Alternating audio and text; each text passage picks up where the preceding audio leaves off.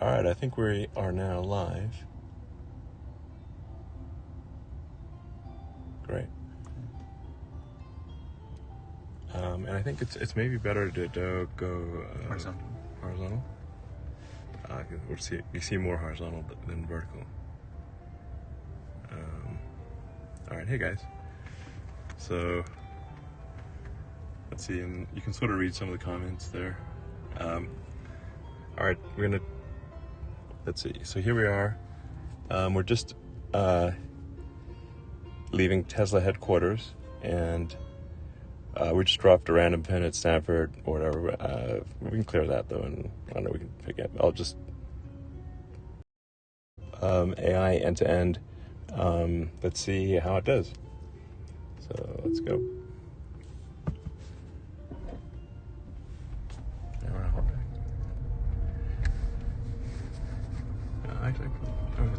Well, let's see.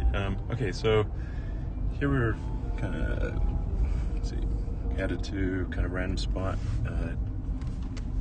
That's going to be pretty wobbly. But it's really smooth sailing in the car itself.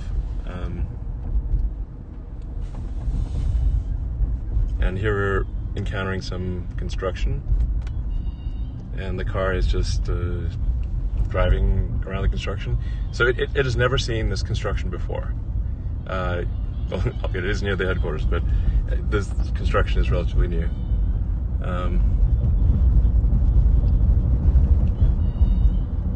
Let's learn exactly the right lane. But now it's going over to the right lane. Yeah, okay, great. You can see the destination. Hopefully you don't make meets us there.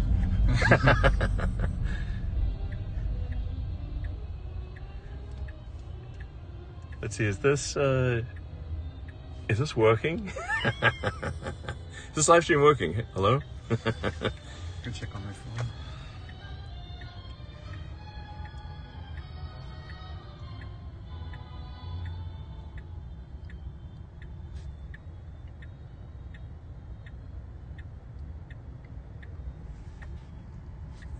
I think it's working.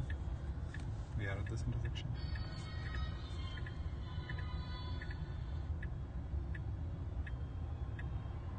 I mean, obviously it's a little boring because we're at a red light. And there's a lot of traffic at this time. So, I don't want to bore people to death here, but we're just sitting at a red light in Palo Alto.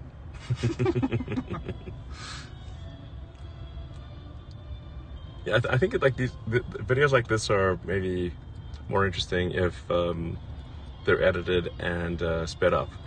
Yeah.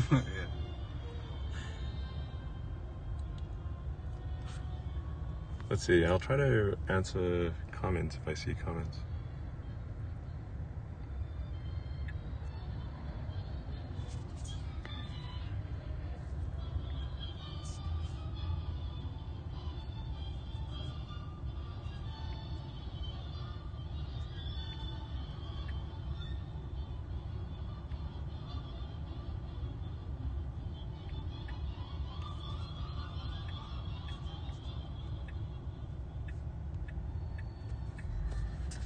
Man, this is a long ride.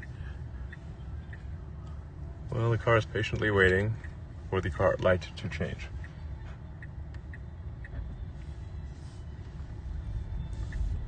And, yeah.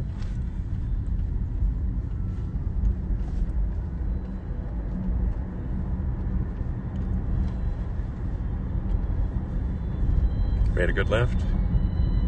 It's kind of hard to tell maybe from the live stream, but the car is driving very smoothly.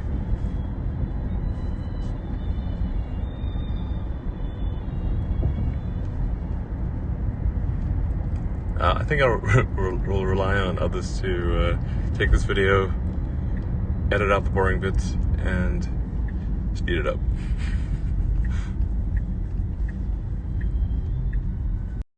Entirely AI and cameras, just like our brain works, which is neural nets and eyes. It's close from the speed. Yep, I just slow down for a speed bump, which is cool. I just slow down for another speed bump. And we did not program in. There's no line of code that says slow down for speed bumps. So it is doing this based entirely on video training. Yeah, I went around the bicyclist. Yeah, and we just saw there's a bicyclist. Again, there is no line of code that says give clearance to bicyclists. It is just doing what people do.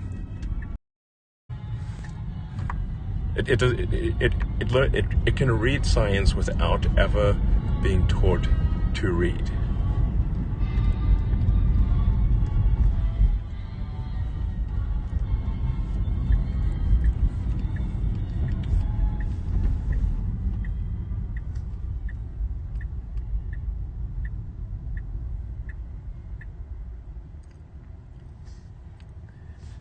Once again, there is no line of code that says stop at a sign or wait for another car. Who came first or whatever. Or who came, there's not like wait X number of seconds, nothing like that. Nothing. This is all nets, baby. Nothing but nets. Yeah.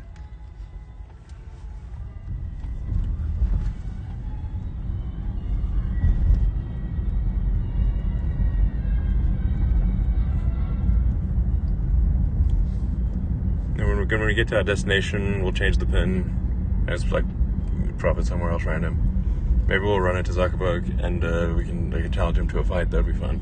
Spice it up. He's not traveling somewhere to his backyard.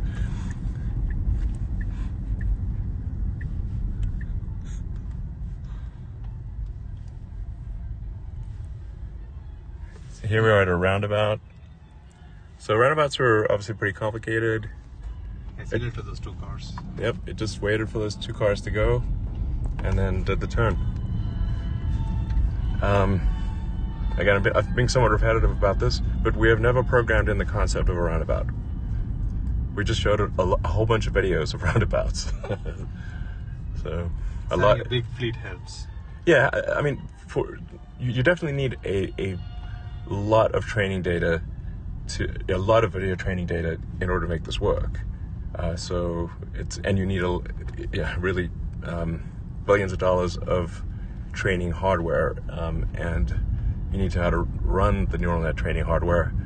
So it's not like easy, but the mind-blowing thing is that there's no heuristics. There's no like lines of code. Like there's a guy on a scooter. It doesn't know what a scooter is. It doesn't know what paddles are.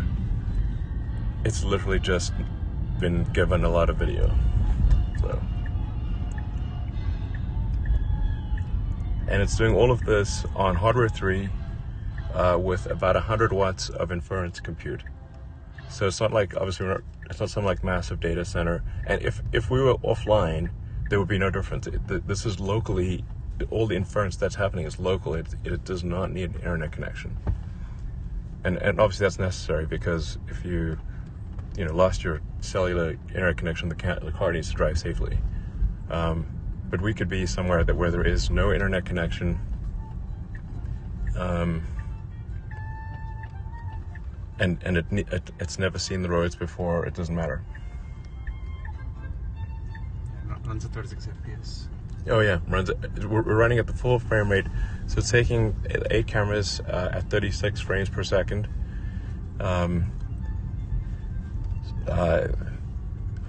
Yeah. The pure AI version runs faster than the version that is a mixture of normal software and AI. In fact, it would run it faster than 36 frames per second, except the cameras are currently only capable of 36 FPS. Our current, back of the envelope frame number is we think it could probably run at 50 frames a second, so. But the reality of the roads are basically designed around 24 frames a second. basically, it's similar to. We got to the end, got to our destination, so I'll just pick a new destination here. Yeah, there's like some sort of random place here. Wherever somewhere.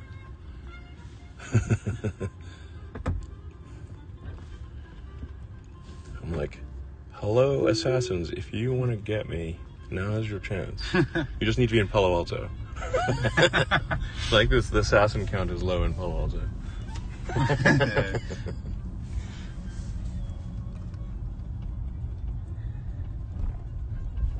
So we're just, Ashok just dropped a sort of random pin. We don't know where we're going really.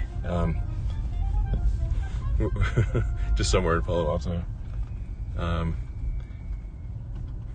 But it's also worth noting, and Ashok, you may want to actually sort of provide some commentary as well.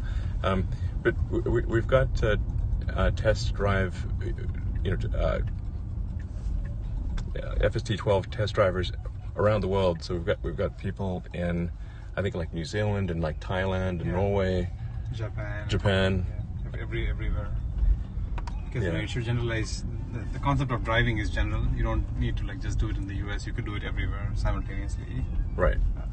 Exactly. Just like a human can go travel to a country they've never been to before and rent a car and drive around and be, maybe not quite as good as someone local, but you can still rent a car in a foreign country and drive around. And we just have like some students over there that one of them stumbled briefly into the road and the car drove around them. A lovely day in California, the beautiful Stanford campus. Playing a little Four Seasons.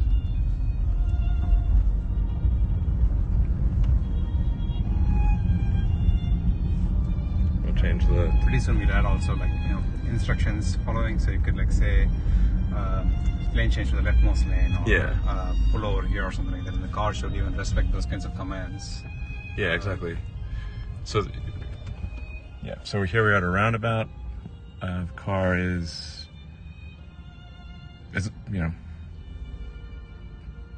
I've never been to this roundabout before, and the car is not specifically trained on this roundabout. Yeah, and then once it's our turn, and it just proceeds.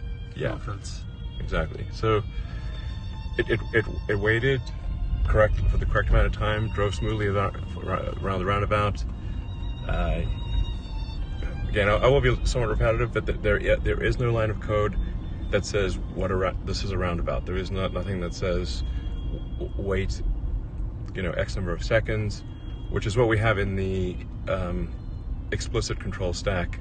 That's the sort of version 11. There's over 300,000 lines of C++ in the explicit control stack of version 11, and there's basically none of that in version 12. Yeah, and just because there's no lines of code doesn't mean that it's not controllable. It's still like quite controllable on what you want by just adding data. Now you have to program with data instead of programming with code.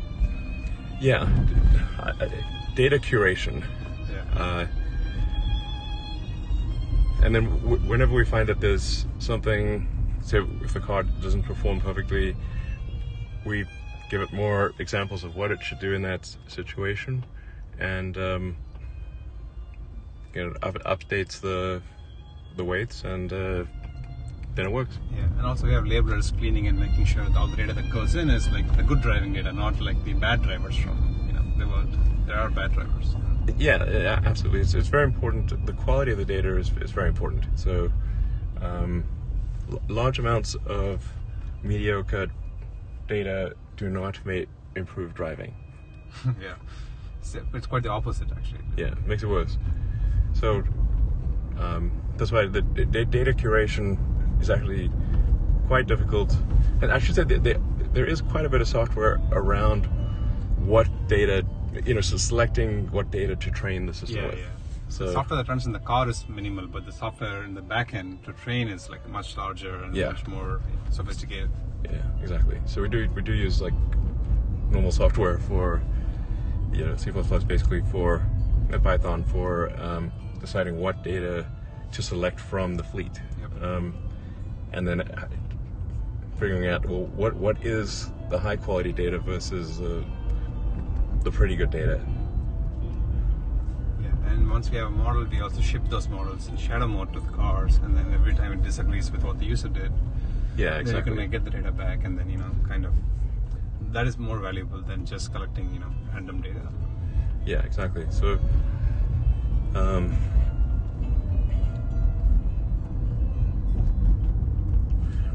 so we feel good about actually having a very rapid virtuous cycle where when there is an intervention in the fleet, that intervention automatically being uploaded to training, being integrated with training, and then updating really just the weights.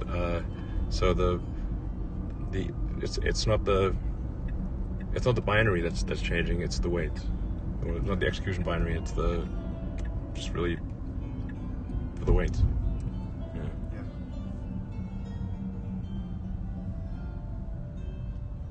So where we headed here?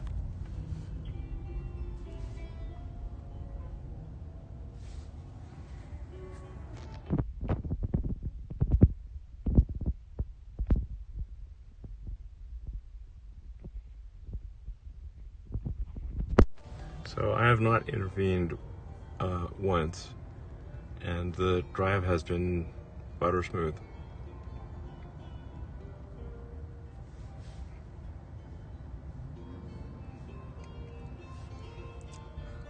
Again, being somewhat repetitive, we're repetitive about being repetitive, in fact, but we have not programmed in the concept of traffic lights. So there's not like, oh, this is a red light, this is a green light, and this is the traffic light position. We have that in the normal stack, but we do not have that in V12. This is just video training. Like I said, nothing but neural nets. And yet it knows which light applies to it. And it stops at a red light, accelerates at a green light. Now, one of the sort of maybe slightly funny challenges we've had is that since the car is being trained on what humans do, humans almost never stop fully at a stop street. So when they get to a stop sign, humans actually almost never go to 0 miles an hour. They may think they did, but usually they're doing at least a few miles an hour at a stop, coming up to a stop street. Sometimes people go faster than that, but the regulators are they're really quite insistent that we go to come to a complete stop at stop signs. And when we looked at the data, only 5% of the time do humans actually stop fully. Even lower than that. 0.5%. 0.5%? Yeah. Wow. Okay, so It's basically, extremely people almost never fully stop at stop signs. So we had to.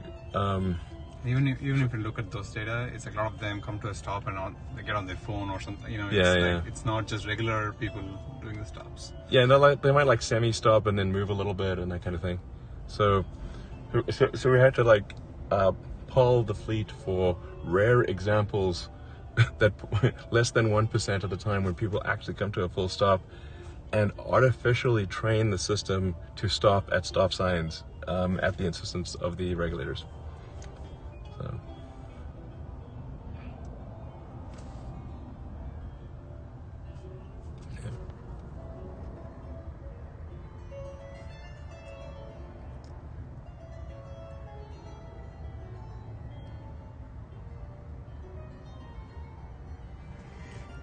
Like I said, this is a little slow because we're driving around in basically rush hour.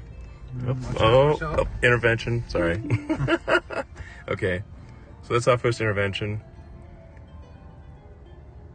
because the car should be going straight. Yeah, so this model has small regression in the traffic lights. We start to oversample the traffic lights. Yeah. Okay. So that's why we've don't release it to the public yet. So an intervention at this traffic light. That's the first intervention in the whole drive. Okay.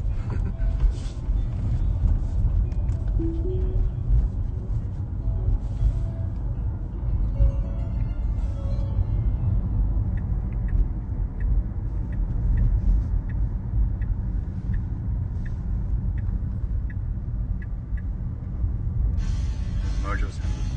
Yeah, so it just did a merge, traffic merge, super smooth.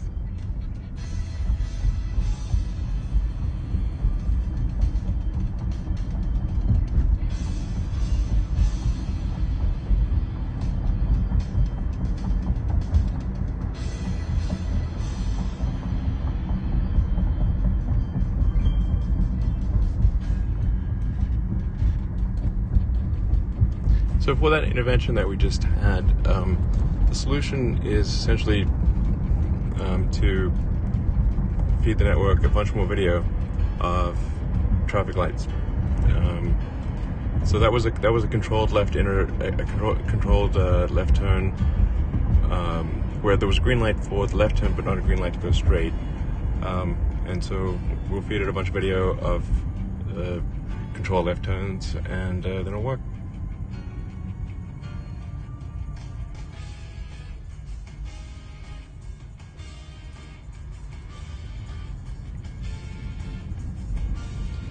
In the next 2 weeks, we're going to release a shadow mode release where we're going to run this network in the background and then check when, for example, in this case, we would have wanted to go, but then the driver would not have gone. So we can just check that, okay, and then we get the data back into the labelers, and the labelers say who was correct. Yeah. Yeah, and that helps know that we should not have gone. So you don't have to even get the intervention. You can just passively observe what we want to do, and this is what happened in reality. Right.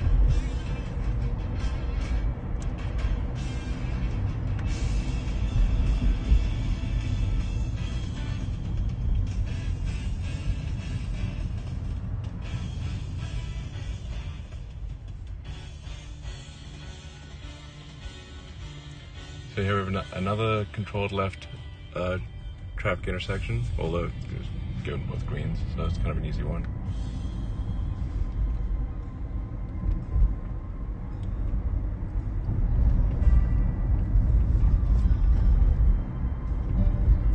The smoothness of the control, just how smoothly the car is behaving it's hard to convey, I think, on camera, but it's just super smooth. Yeah, you have to feel it, really. So now it's making a left turn. So it's gotten itself into the left turn lane. Again, we've never programmed in the notion of a turn lane or anything like that. Or even a lane. We doesn't even know what we've never. There's no line that says there's no line of code about traffic lanes at all.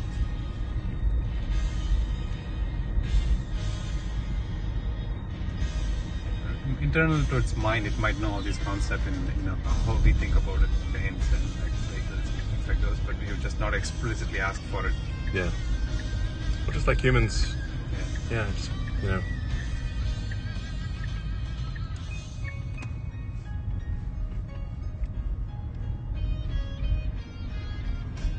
Alright, we've arrived at this random pin.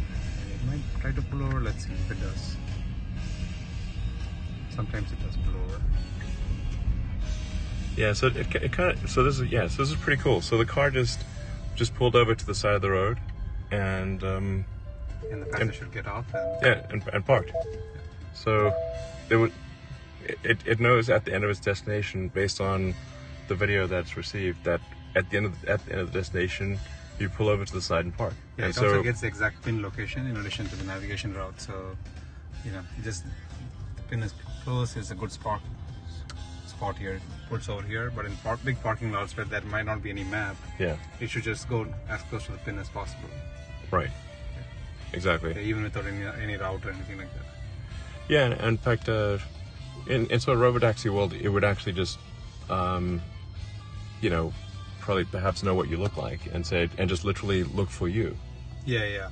Yeah, if you have a picture or something, you can just Yeah, look for exactly. It's like if you're signed up and it's like, just say, you don't have to, but if you want the car to literally find you, you just have to send it a picture of you, and it will look for you and wait for you. Yeah, exactly. And then you can also say, drop me off at the Starbucks or something. Yeah. It should drop you off at the building's entrance as close to Starbucks as possible, as opposed to somewhere random, Yeah, exactly.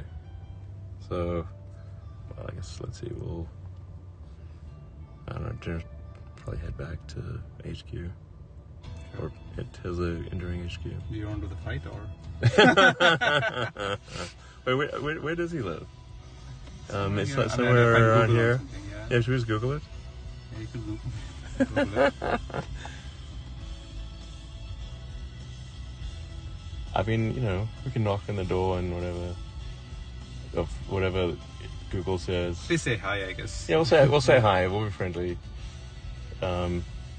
It's just a polite inquiry as to whether you would like to engage in hand-to-hand combat.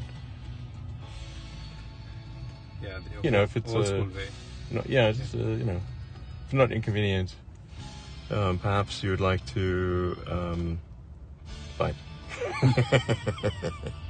Okay, so this is literally, we just Googled it. We don't know if this is where he actually lives or not, but we'll just go there. Roughly. So, he's like, okay. So let's go, guys. What? So now we're at least going to where Google says, Zuckerberg lives. I don't think this is really, it can't be really considered doxing if we just Googled it. So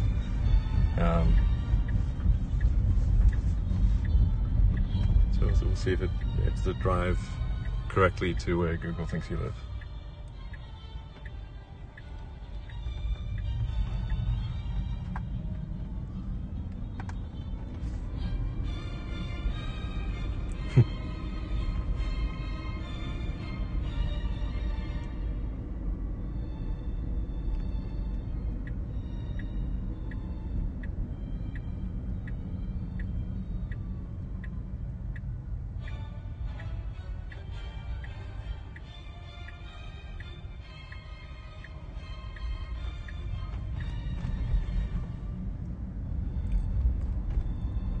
So doing a pretty good job of driving through the Palo Alto suburb.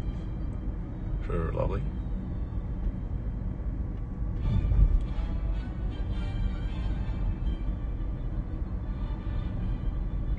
Even the speed is just, everything is automatic. Right. Oh, is it going to stop? Yeah. Okay, good. Stopped at the red light. Yeah, it was a late yellow, so it's just like... Yeah. That's pretty much what a person would do. Yeah. Some cyclists over there.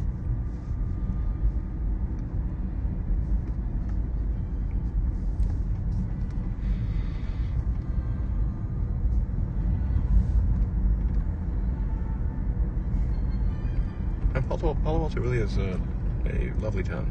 It feels like the Truman Show. It's best for families. Yeah. It's like everything's perfect. Yeah.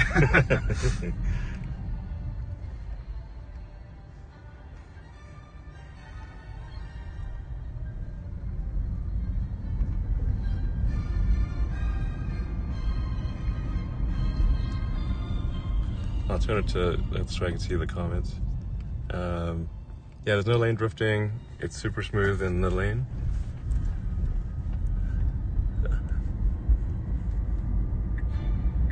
And it doesn't confuse a bike lane with a real lane or anything like that.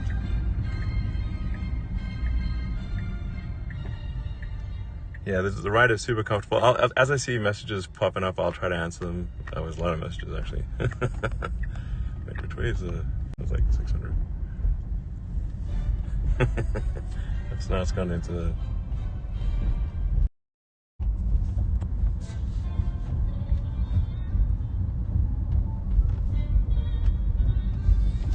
So here we are, headed to like Edgewood Drive. I don't know if this is actually where he lives or not.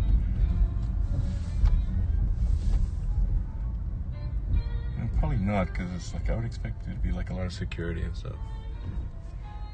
Anyway, well, this is we are at the spot that's roughly where.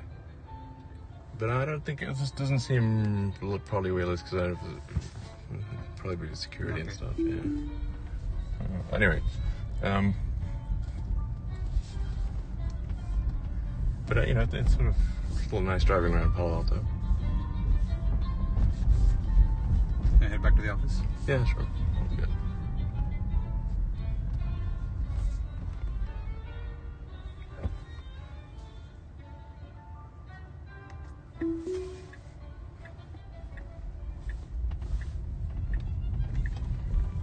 I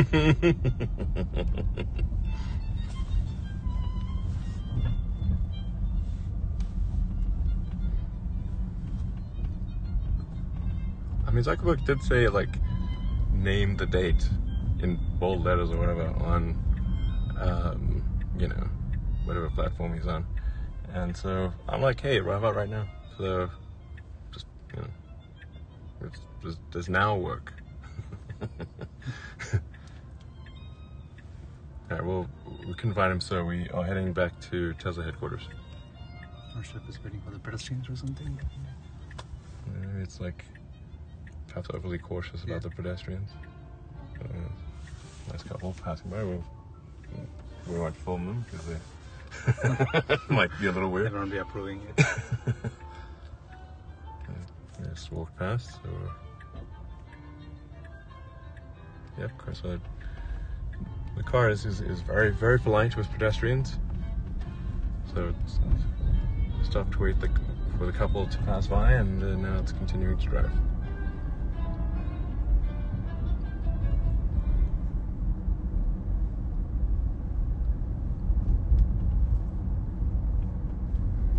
So here we are in Palo Alto driving on pure AI.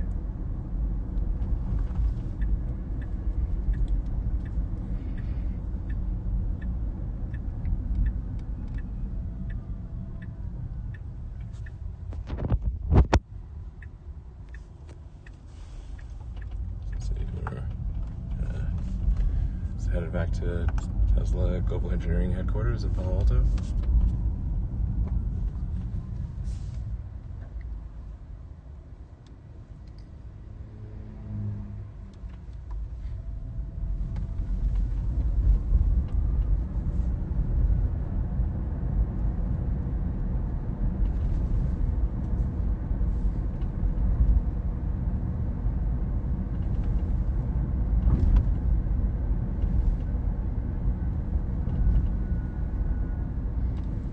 How does it react to low visibility conditions is one of the questions. Yeah, like at night and stuff, I suppose, or rain and snow. I think it works as we would expect it to. It like slows down in rain and then drives at lower speed. And for occluded intersections, it kind of like crawls forward and then checks, you know, if there are vehicles coming. That's one of the areas that we're trying to, you know, improve even more than just doing it right now. Yeah, I mean, one of the reasons we definitely we need training from all around the world is that the weather in California is amazing, and it's you know, as the song goes, like basically never rains in California. It's like sunny and nice almost all the time. And the drivers are pretty nice too. Yeah, the drivers here are quite polite. So we need some aggressive drivers and also pedestrians. Yeah. Like, you know. Yeah, exactly. Like we need you know, situations where like there's a parade or a crowded situation or whatever, you know, a lot of pedestrians for whatever reason. Yeah. We want to be, you know, safe but also confident and be competent. We don't want to be too skittish and like hit the brakes all the time. Yeah. It is like unnecessary, you know. Yeah, but so. It's winter basically in New Zealand, and so we have like this snowy conditions there that we can train in. There's a bicyclist. It's a little tight. It's okay.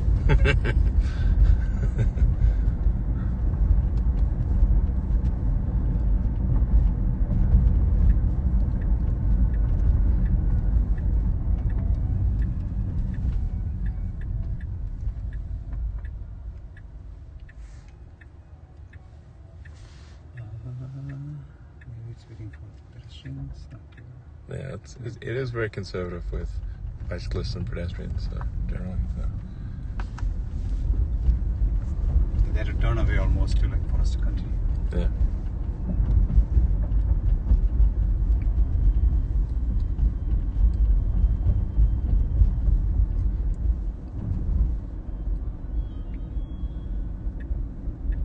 It's interesting. This is like an unprotected turn for us.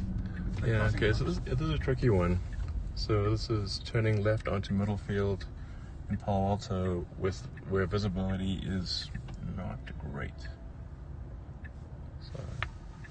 Cars So it's from like both sides. the cars coming from both sides at pretty high speeds.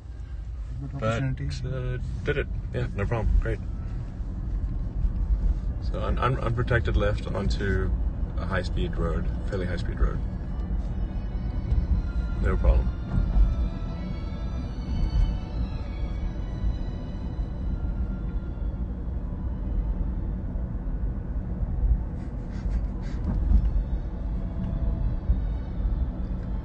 Yeah, so V12 will be, I would say, actually smart summon, ASS. yeah. Internally, we also call it like revenge summon almost, because we want like someone to be like so much. Like the first summon was okay, but even this summon is going to be like so good that like. I call it actually smart summon. Actually, ASS. It's like, don't you want some ASS? Of course you do.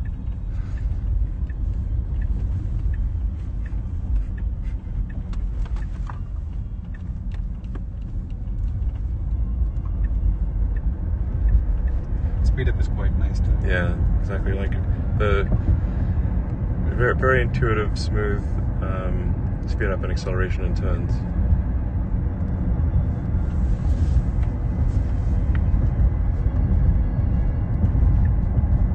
Yeah, even the set speed is just like set to some max value. Like Yeah, exactly. It's like currently set to 85, but it's ignoring the set speed. It's driving at what would be intuitively the right speed for people to drive at. Yeah, you did a lane change to get into like a faster lane. Exactly. So there's two lanes here. There's a lot more cars in that lane, fewer cars in this lane, and it's going straight. So it picked the lane with the fewest cars.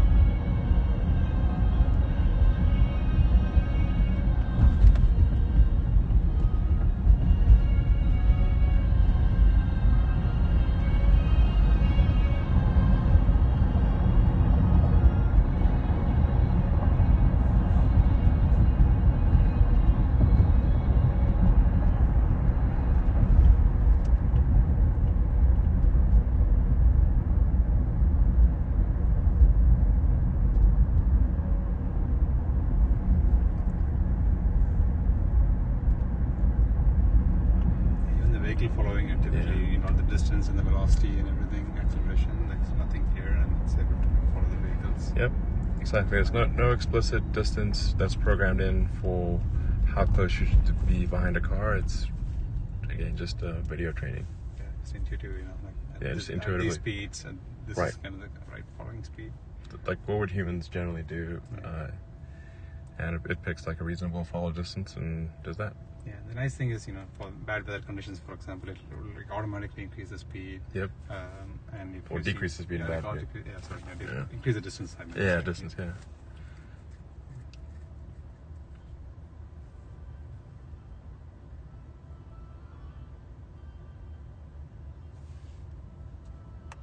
This traffic light takes a while.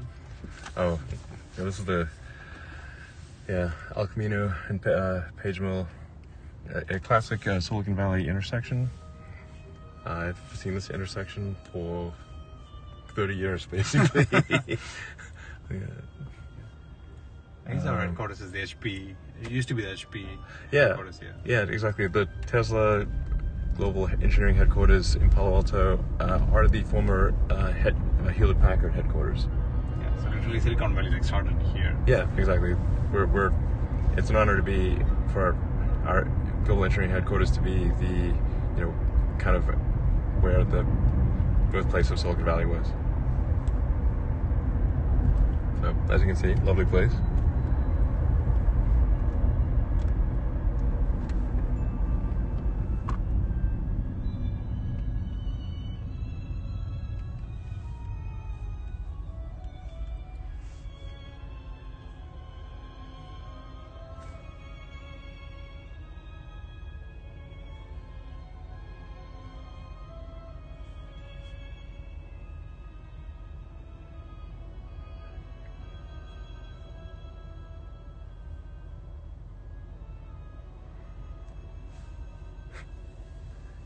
So we'll see how it does in the parking lot. So, because parking lots are complicated, especially the Tesla parking lot, which is jam-packed. So probably pretty full even on a Friday night, a Friday evening. Yeah, it's 7 o'clock on a Friday.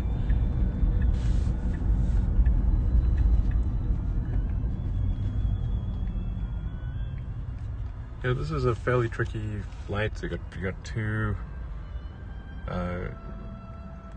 Controlled lefts and two straight, basically two turn lanes and two straight lanes.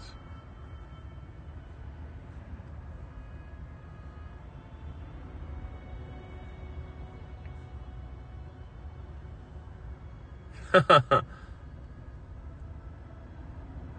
it's sort of like merge after this turn, which is also interesting because it's like turn and merge simultaneously. Yeah, it's got to turn and merge simultaneously, which is tricky.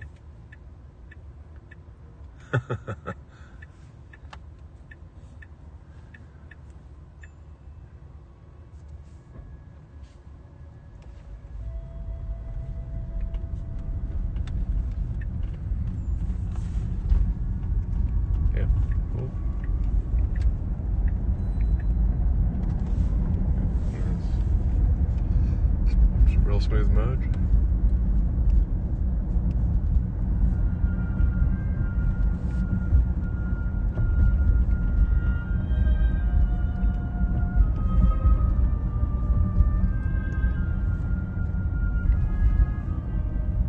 Now, one of the interesting things about sort of pure AI driving is that it actually doesn't need a map at all. So we could delete the navigation system, simply give it a GPS point and say, get to this GPS point somehow.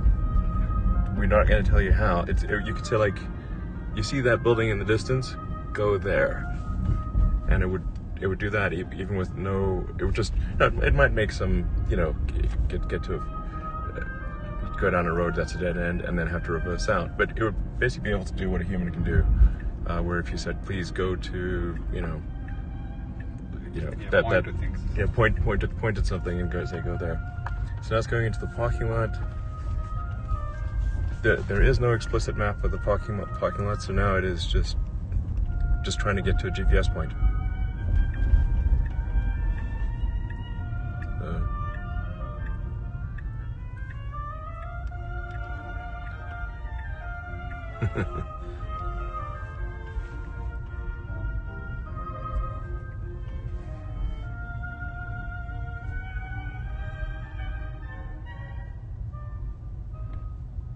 Yeah, they're putting new superchargers here for the cars. Okay.